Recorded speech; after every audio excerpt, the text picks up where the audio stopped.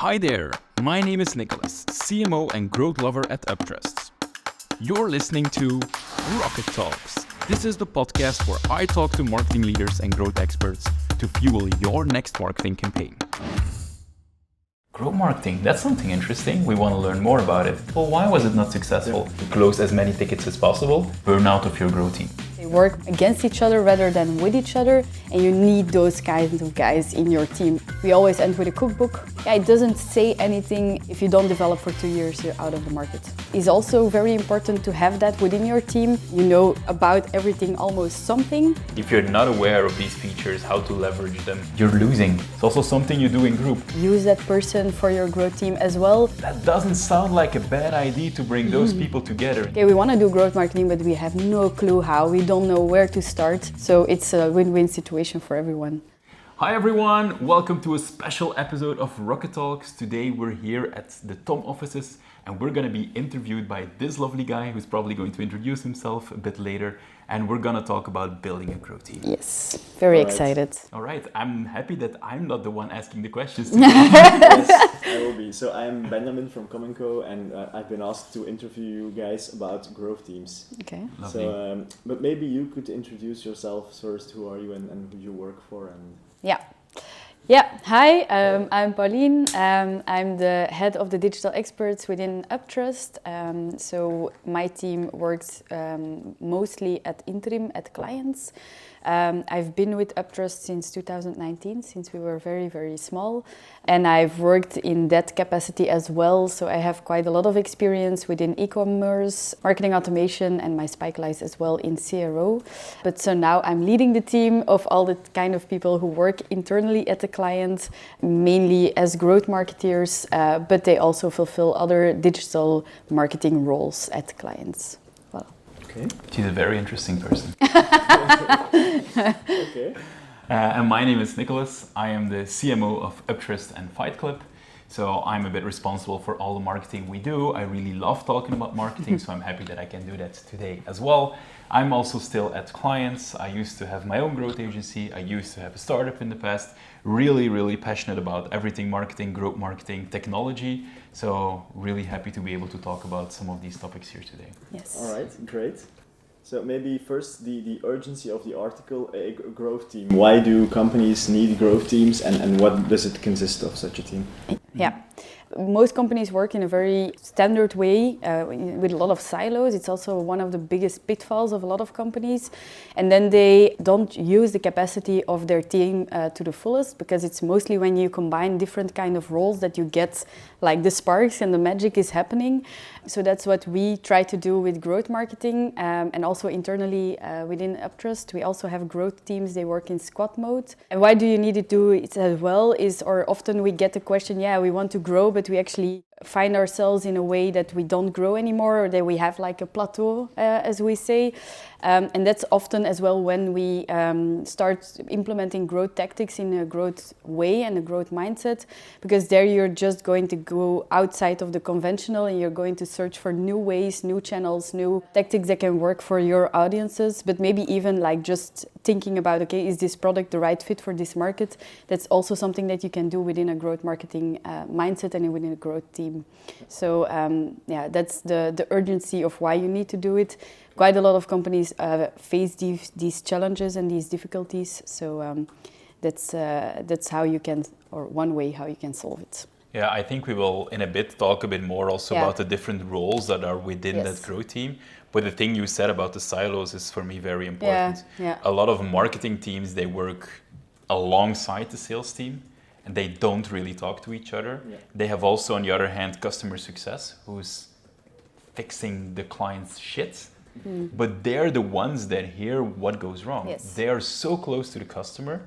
So what if we bring the people who design the product, the product managers, together with the people who need to promote it, together with the people who sell it, together with the people who listen to all the complaints and need to fix the shit when something goes wrong? That doesn't sound like a bad idea to bring those people together in the same room. So that's what we want to do with creating that growth team. We want to have people with those different expertises, different touch points with their customers, with the product, bring them together, come up with great ideas, share with each other everything that goes wrong, And it's not because then that customer success person is in the growth team that he or she needs to set up Facebook ads. Yeah. Definitely not. No. But they're part of the ideation, they're part of coming up with concepts. And maybe that person is really good in copywriting. Why not use their skills to then within the team do something fun? Yeah.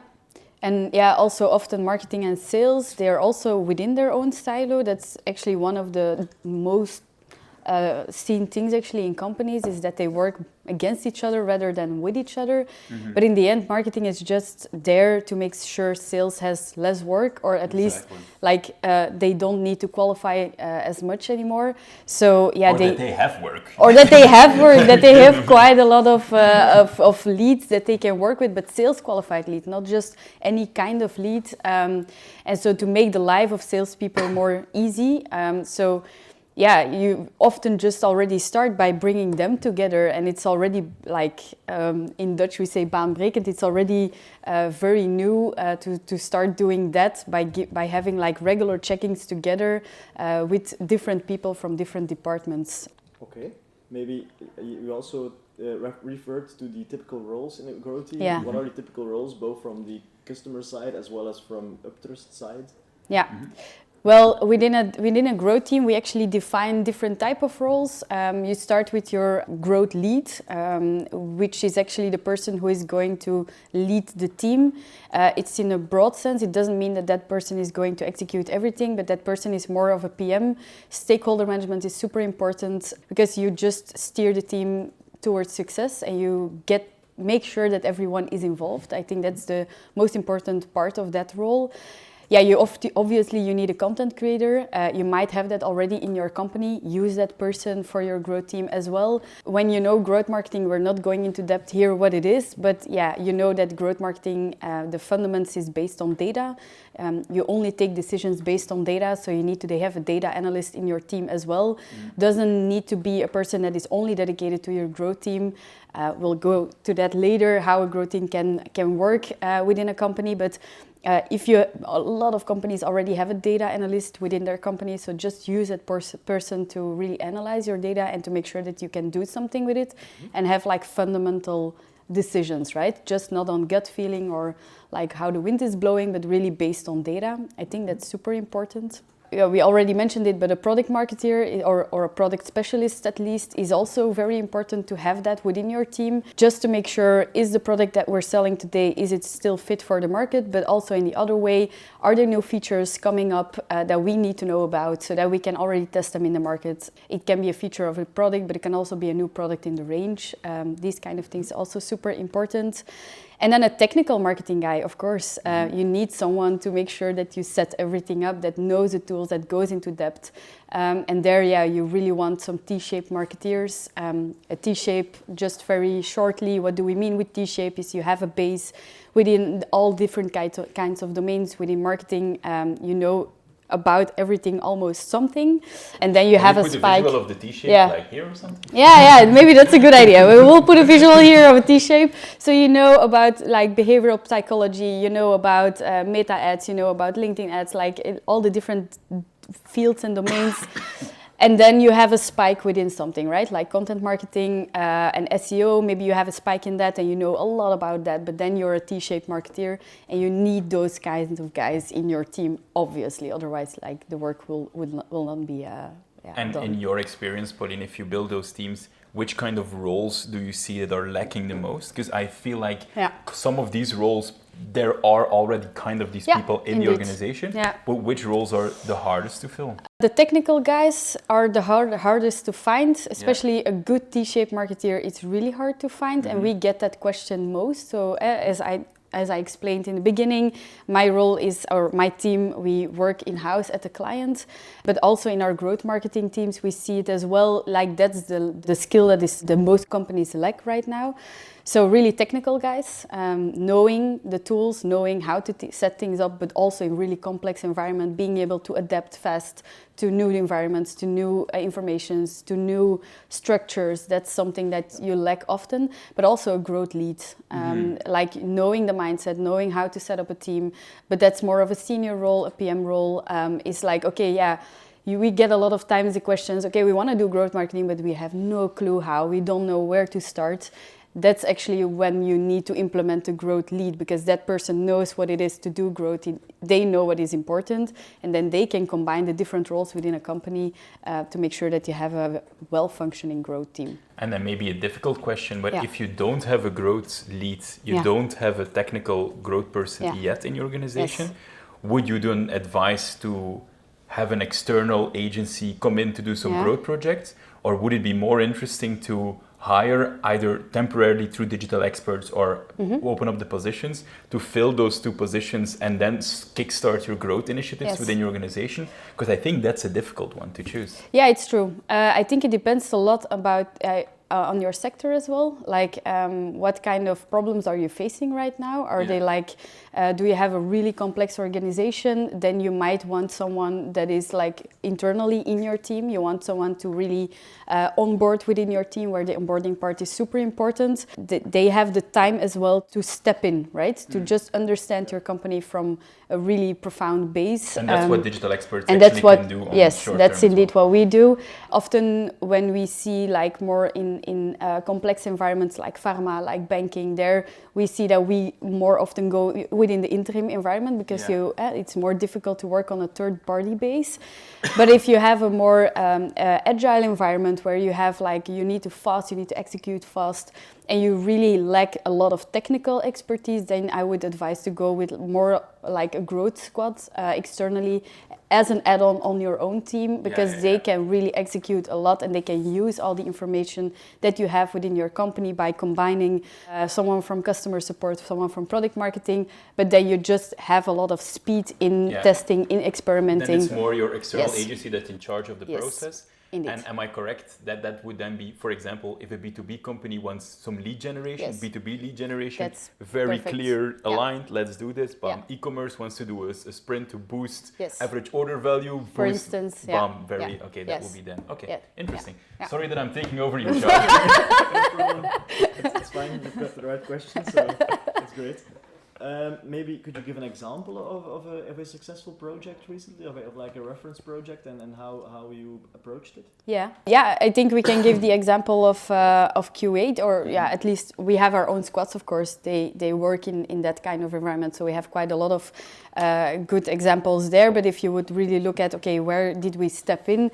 Q8 is one of our big client, where we also work on customer collective level. So we have different kind of profiles there, not only from growth, but also, and we really stepped in to fill in those technical needs. So it's a very complex environment, right? So it's fuel. They had like the challenge, they wanted to go from only a fuel company to really like be a sustainable mobility partner. So it's a shift that they were facing. So there it's like, okay, this is not our core business. We don't really know how we need to position ourselves. It's like you want to shift a bit, but you don't know really how. So that's when you come in with like growth marketing and growth tactics, and then you obviously need some technical expertise. So two people from my team are working there. One is more strong in he has quite a lot of experience in web applications, but he's very strong in PM, so he has a lot of project management experience. And then the other person is very technical on part of marketing automation, where there was a very big need within that company. So they filled in those kind of positions, and it's going really, really well. So that's like an example of the second thing we talked about. So just like not onboarding new people, but like adding on your team to boost the company. At interim, yes. Yeah. So they're working there at interim, so they fill in a position, because it's a very good example of a complex structure where this is needed. Yes. Yeah, maybe an example that I can share is that for another Belgian company, Ethnicraft, we there first started with a growth project, so that we did the B2B lead generation for them. Mm-hmm. But along the way, people started to be like, growth marketing, that's something interesting. We want to learn more about it. So what they then did is that they invested in upskilling their people. Mm-hmm. We also have our Growth Academy. So then all their marketeers went to our Growth Academy.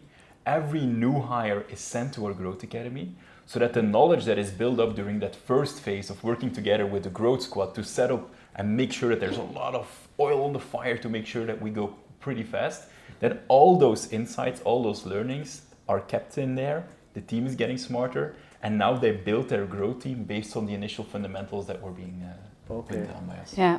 Okay. Yeah, I think you actually highlight there a very big pitfall of a lot of companies there as well, right? So they don't invest enough into the development of their people. Oh, yeah. Like I already mentioned, silos is a big one, but the other one is really like the development, making sure that you really invest not only onboarding new people, but also making sure that your own people are still on top of their game. If you have some technical marketeers within your company, that's great, but just make sure that they keep on developing, because if you don't develop for 2 years, you're out of the market. Yeah. You just don't know anymore what is Look what at is everything new. that's happening with AI, with GPT, with image generation. Yeah. If you're, keep up. you need to keep up. And also all the platforms, Meta, TikTok, LinkedIn, they're constantly pushing out new features. Yeah. If you're not aware of these features, how to leverage them, you're losing. You're leaving so much money on the table. Indeed. And that's the thing with a lot of the clients that we go to, that we give them, like, we audit their entire marketing stack, and we see, okay, you've been doing the same things for 2-3 years, but actually you're losing out. We'll talk about that in a later conversation, but it's just to show the importance of making sure people are up to date, that they know all these new things, knew all the new channels, knew all the nuances, because that really moves the needle. Yeah, because then there as well, you look at growth in terms of business, right? But you can also look at growth in terms of your people. Make sure that your people keep on growing. So you can also have that by having someone internally, like as a digital expert, you just go at interim, but also when you work with a growth squad, you can also take that opportunity, make sure that your own people upskill, right? So that in the end, they can do more themselves and use that opportunity there as well. So it's growth in terms of business numbers, obviously that's the most important part, but also making sure that your own people are upskilled. Definitely. Yeah. Okay, so we've talked about 2 pitfalls, the silos and the developing people. Are there any other common pitfalls? Silos is, I think, a very big one. And another one, when you're starting with growth marketing and building your team, is that you don't have a common objective. Yes. That you need to make sure that everyone within your growth team wants the same things. Yeah. That if your sales is being motivated to close meetings, and your marketing is motivated to make sure that there are just new email address in the database, and your customer success team is motivated to close as many tickets as possible, then you feel there's a big disconnect between all those different kind of roles. Yeah. You need to make sure that there's a clear one goal that everyone in the growth organization wants to go for. You need to make sure that it's a bit like motivational, that it's like it's aspiring, aspiring role. So that, I think, is an important one. And what we do there in growth is that we have something called the one metric that matters. That's the one big metric that we want to work towards, that we want to hit. It's a number that's clear. By that date, we want to hit that. Yeah. For Airbnb, for example, it's the amount of nights booked.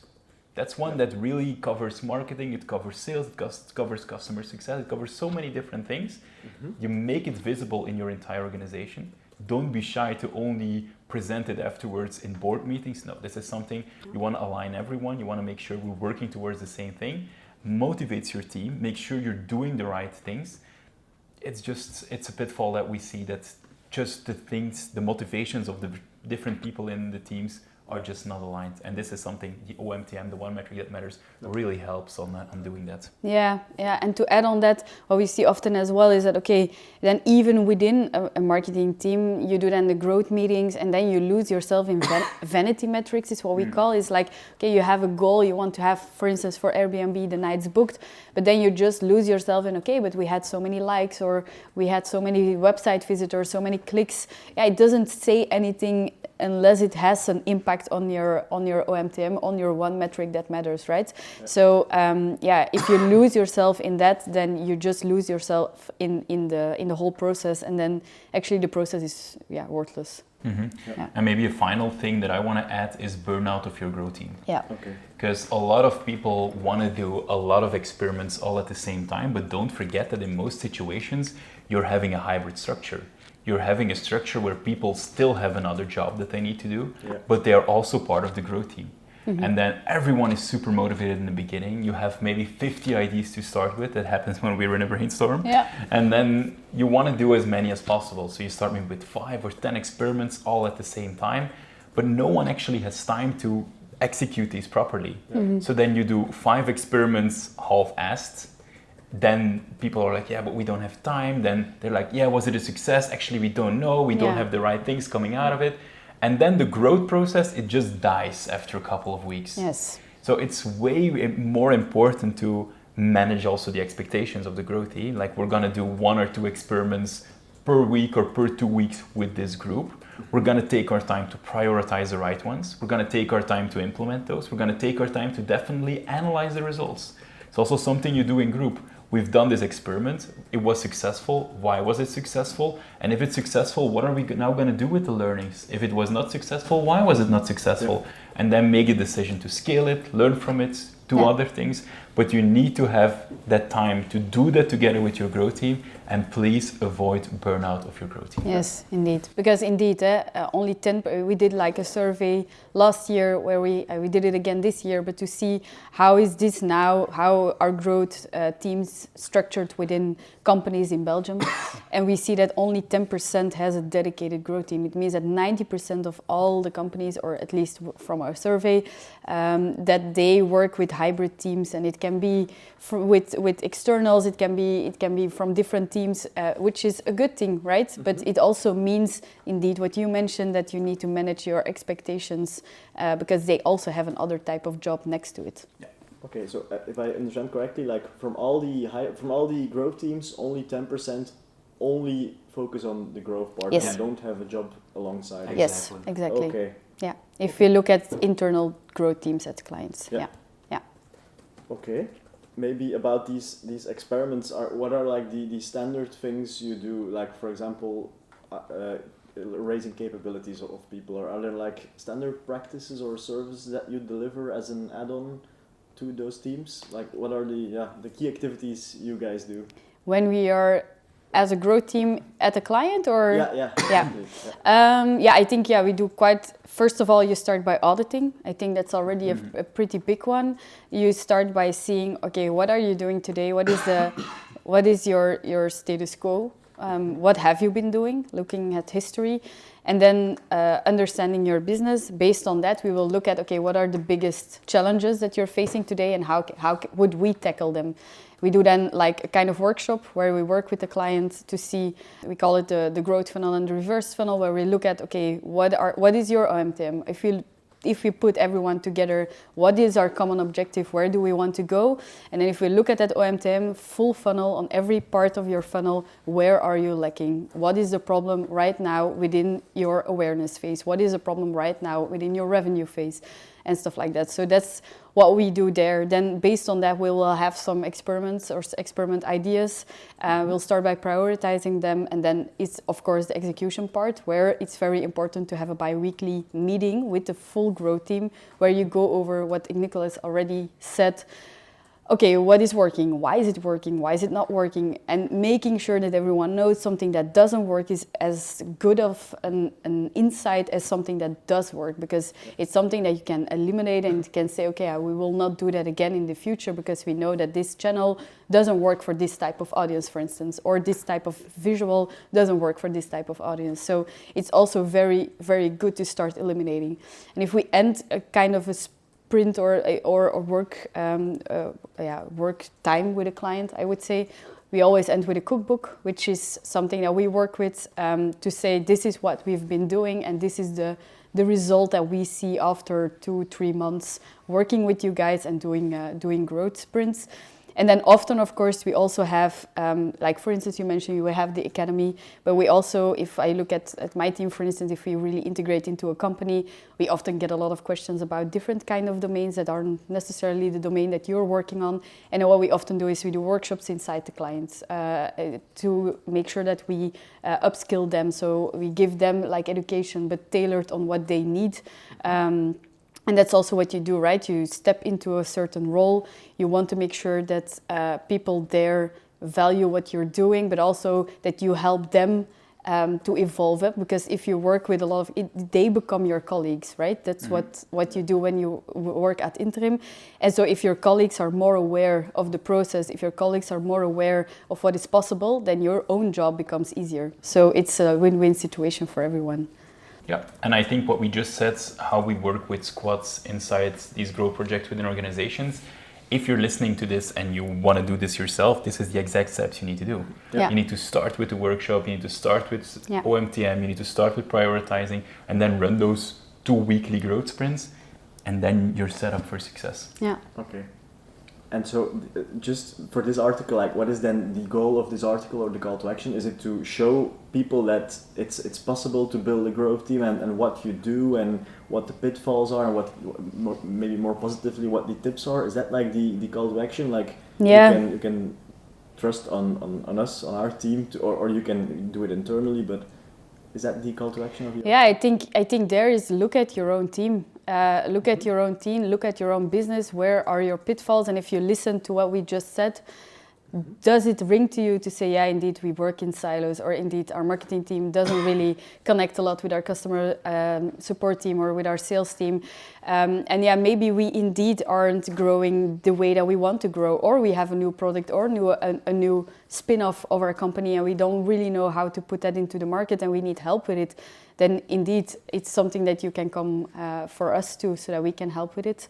But it can also be, okay, I have a certain role within my team. I want to have I already have a growth team, which is great, but it's not going the way that we want, because it's indeed dying because we don't really have the right growth lead, for instance, or we lack really the technical marketeers. Yeah, that's then also something that you can come to us for, but it's first start with an assessment based on what we just told. Where are you with your company and what do you need? And if a certain need, yeah, then we are here to help. Okay. Definitely. Okay. I went through all my questions. Is there any other things you guys think should be mentioned in the article? No, I think I think we talked about a lot of things. Yeah. Recently, Pauline and I, we also gave a webinar about building a growth team. So Okay. if this was not enough of Pauline and me, then you can check the webinar. We about could building a growth understand. team. I'll put the link to the webinar in the show notes. Then you can check that out. Yes, indeed. Okay. Nice. Thank you for your time. And All right. Thank you. Thank you. Thank All right. you. And thank you all for listening to this episode of Rocket Talks. I know it was a bit different than all the other episodes, but I'm pretty sure you will have enjoyed this. Thank you guys. See you in the next one. See you. Bye-bye.